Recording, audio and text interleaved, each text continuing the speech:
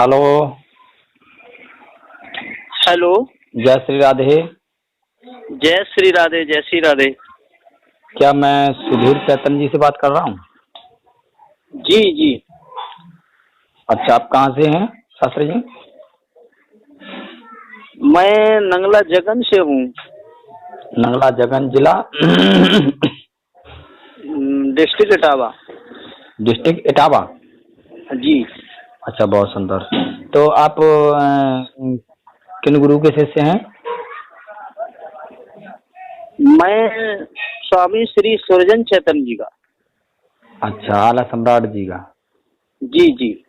अच्छा अच्छा, हम आला सम्राट जी के शिष्य हैं। जी हाँ।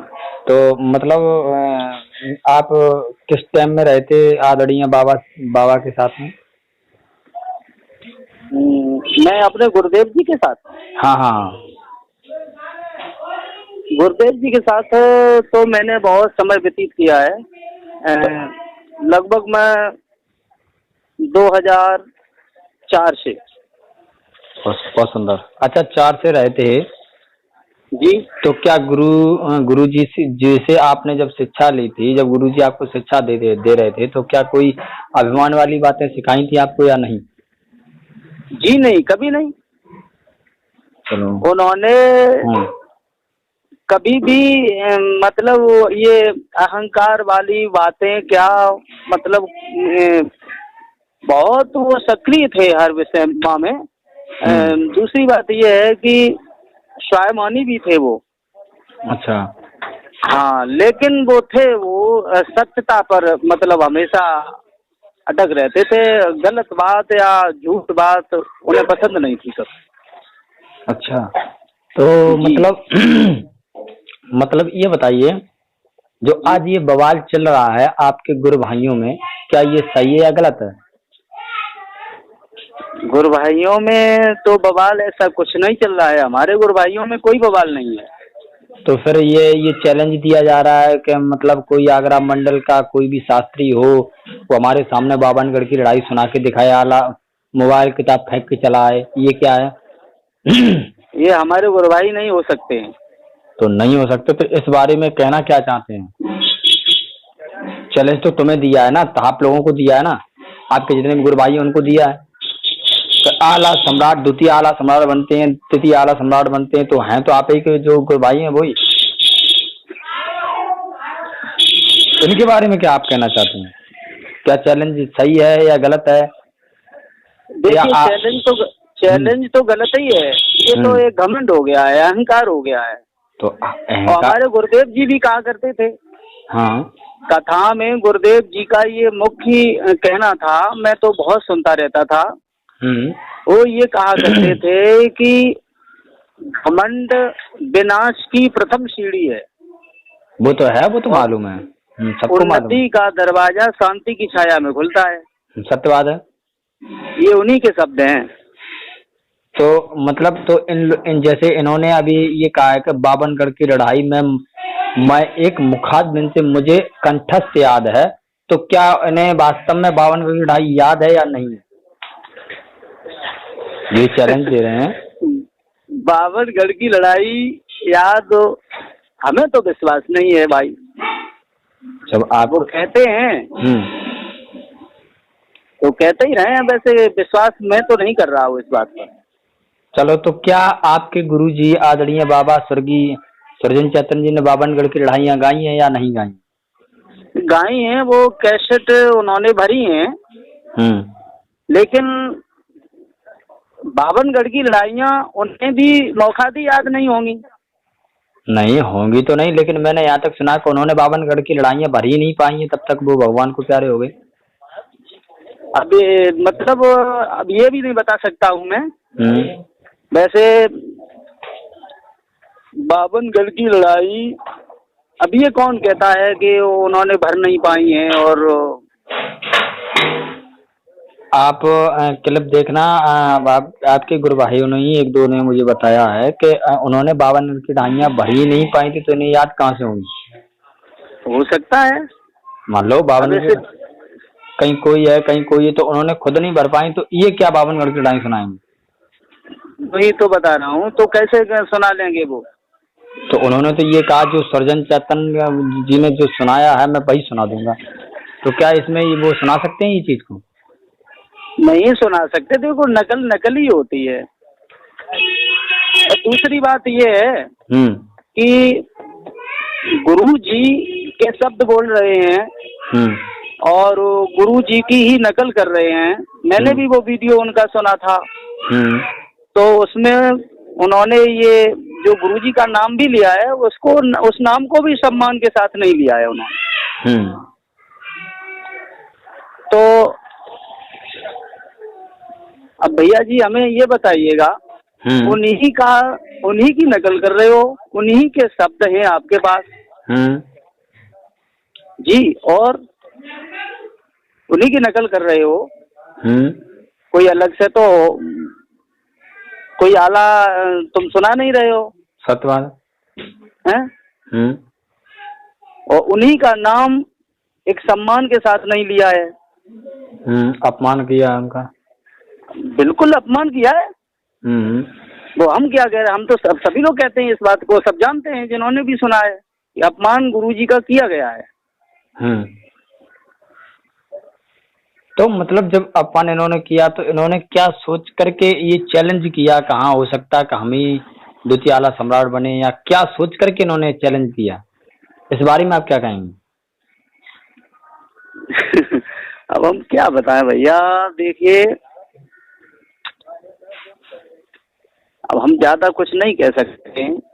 तो मतलब जैसे एक बात बताइए, जब उन्होंने चैलेंज दिया था जी पूरे आगरा मंडल के गायकों को जी, तो क्या आगरा मंडल में आप भी पढ़ते होंगे? हाँ, मेरा कानपुर है। चलो कानपुर है, चलो मैं मानता हूँ, चलो आपका कानपुर है, फिर भी आप शिष्य गुरु के हैं ना? बिल्कुल है, मंडल से कोई मतलब नहीं है। शिष्य तो तुम आगरा मंडल के ही लोग माने जाओगे जब तुम्हारे गुरुदेव जी के शिष्य हैं अगर, तो हाँ, हम वो तो माने जाएंगे। तुम्हारे पिता हैं मानो। जी हाँ, जब गुरु है, गुरु तो पिता के समान ही होता है।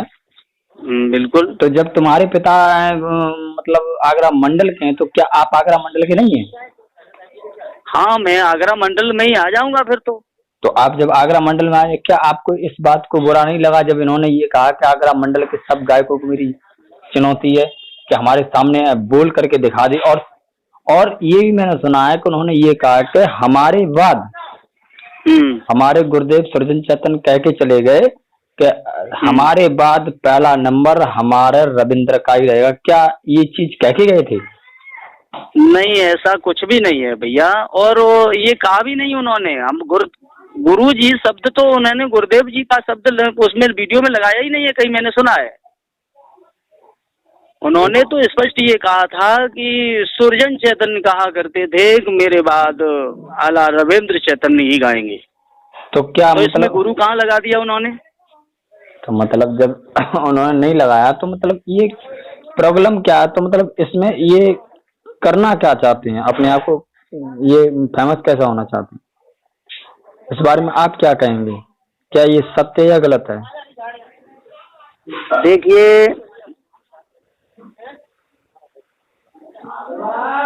ये तो एक अहंकार घमंड हो गया है भैया।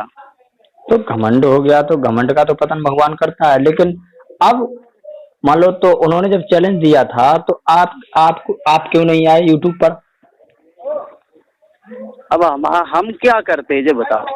नहीं, जब अब मान लो तुम्हारे सामने कोई तुम्हारे द्वार पर तुम्हें ललकार रहा है, बाहर निकल के आओ सुधीर, बाहर निकल के आओ, मैं तुमसे देखूंगा, तो क्या आप घर से बाहर नहीं निकलेंगे?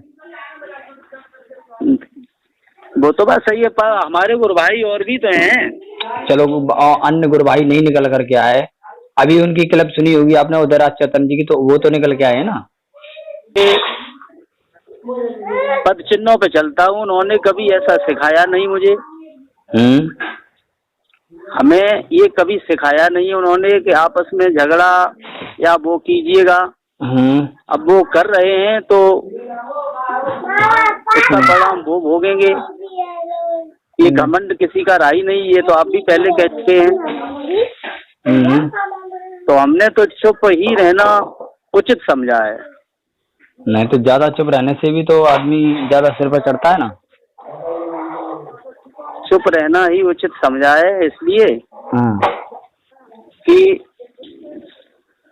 उन्नति का दरवाजा शांति की छाया में खुलता है। ये वो हमारे गुरुजी कहा करते थे। तो क्या अब ये बताइए, चलो मान लो आप शांत रहे, तो आप जब शांत है तो ये जो नए नए भी आ रहे हैं, आपने खुद देखा होगा, कोई कह रहा है कि ये सज्जन चेतन के बाद में अब वो जो रविंद्र चेतन के सिर पर ताज बन गया, ये हो गया वो, इसमें आप क्या कहेंगे जो नए नए ये आ रहे हैं जो लोग? कोई ताज नहीं बंधेगा, नकल ही होती है। आज मैंने गुरुदेव जी की तरीकत पर आज मैंने कोई क्लिप देखी थी, खैर उनका नाम नहीं लेना चाहता हूँ, तो उन्होंने ये कहा कि 3 दिन तक देखता हूँ और तीन दिन के बाद रविंद्र शास्त्री द्वितीय आला सम्राट रहेंगे। इसमें आप क्या कहेंगे?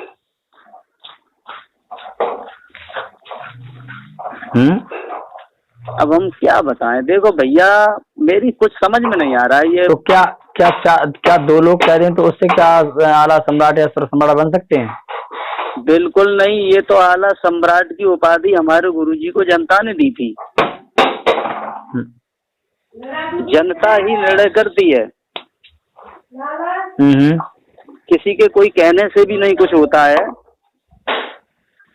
अगर जनता जिसे चाहेगी उसे सम्राट बना सकती है। अपने नाम के आगे कुछ खुद ही न्यू आला सम्राट लिखवाने लगो या आला सम्राट लिखवाने लगो या स्टार लिखवाने लगो, तो क्या स्टार हो गए हो, क्या सम्राट हो जाओगे? नहीं वो तो बात ठीक है, लेकिन हमने यहाँ तक देखा जो लोग कह रहे हैं, उस बात को मैं आपको दोहरा रहा हूँ दोबारा, जो भी ये कह रहे हैं कि हम मतलब अब कोई निकल के जब नहीं आया है तो अब हम जो कुछ है तो रविंद्र शास्त्री को दिया जाएगा, तो इसमें आप क्या कहेंगे? ऐसे क्या मतलब कोई दूसरा मतलब दो आदमी कह देंगे तो क्या हो जाएगा इसमें? जब पूरी जनता कहेगी, जिस चीज को जनता के सामने दिया जाएगा, दिखाई देगी, तो जनता वही तो बताएगी ना। जी जी, दो लोगों के कहने से क्या हो जाएगा? तो अभी वो हमारे इधर के जो शास्त्री जी हैं, उदयराज चैतन्य जी महाराज, जी हाँ, तो उन्होंने अभी क्लिप निकाली, आपने देखी हो शायद? मैंने नहीं देखी अभी। तो आप देखना, उसमें उन्होंने चैलेंज स्वीकार कर लिया है। क्या जब उन्होंने चैलेंज स्वीकार कर लिया तो दो लोग कैसे ताज बंधवा सकते हैं रविंद्र के ऊपर? भाई जब चैलेंज उन्होंने स्वीकार किया कि बेटा देखो ऐसा है, ये चीज गलत थी, पहले उन्होंने समझाया, इस बात को वो लोग नहीं समझे, जब उन्होंने क्लिप डाल दी तो अब तो समझ जाएंगे ना कि कौन क्या है। बिल्कुल समझना चाहिए उनको।